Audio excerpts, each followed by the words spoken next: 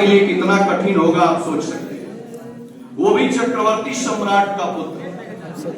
उस रास्ते से जाते समय रास्ते में कभी सीता को कहते हम पता बा ई लोग बोलाइलु जरूर लेकिन थोड़ा रेडी होके आइल बने लेकिन हमरा सेम बोले के रहल सेम बोल देले कांटे जब चुभते थे इस बात पे ध्यान देंगे आप।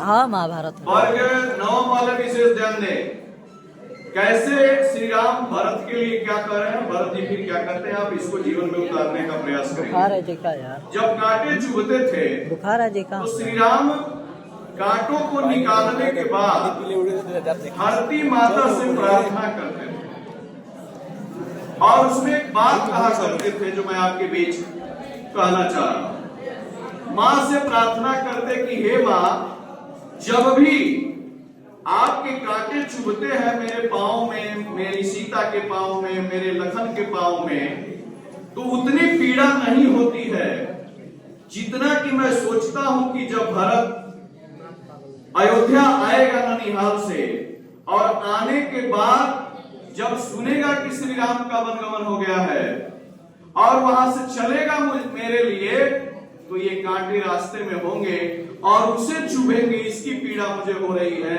इसलिए हे मां, मैं आपसे प्रार्थना करता हूं कि कृपया इन कांटों को भरत के आने तक साफ रखिएगा, इन रास्तों को साफ रखिएगा, क्योंकि मेरा भरत इस रास्ते से आने वाला होगा, वो पक्का आएगा, नहीं आने का कोई मतलब ही नहीं बनता है। ये सोच रहा है एक बड़ा भाई, वर्ग 10 का छात्र ये सोच रहा है वर्ग 9 के।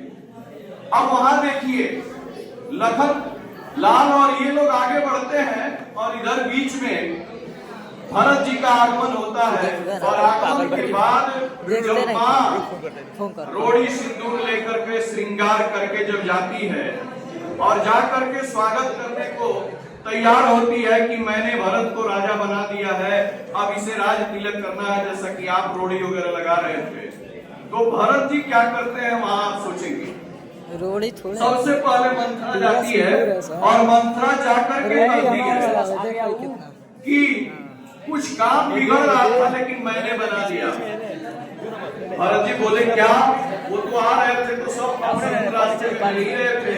बोले क्या बना दिया जो बिगड़ रहा था? बोले चलो चलो अंदर अपनी माँ से मिलो, तुम्हें पता चलेगा मैं क्या बना रहा हूँ, क्या बना रहे।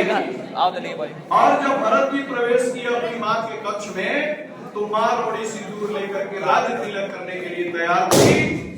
भरत जी जब वहां गए और पूछा कि भैया कहाँ है, तो बोली कि मैंने रास्ते का कांटा हटा दिया है। बोला वो कैसे, क्या किया आपने रास्ते का कांटा हटा दिया? तो बताई कि यही मैंने किया है। क्या किया है?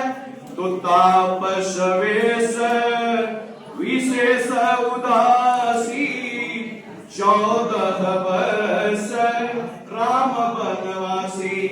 मैंने ये मान लिया है कि तापस वेश विशेष उदासी 14 वर्ष राम बनवासी।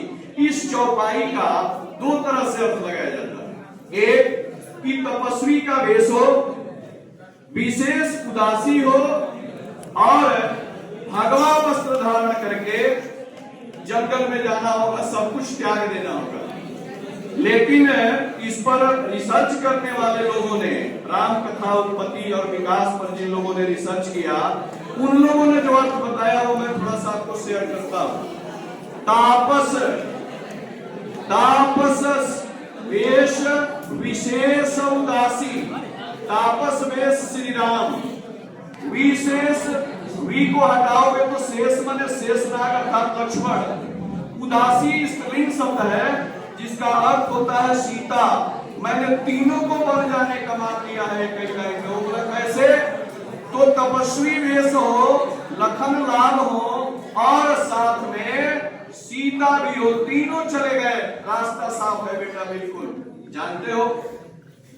भरत जी ने जब ये बात सुनी, उनका कलेजा मुंह को आ गया, क्रोधित होकर के बोले अपनी माँ से, वो लाइन मैं आपको सुना दूं कि बर मांगत तो ही भाई न पीरा, आगिरे जीभ मुँह पर न कीरा। अरे माँ, मुझे मां कहने में भी कष्ट हो रहा है कि वर मांगते समय तुम्हें पीड़ा नहीं हुई।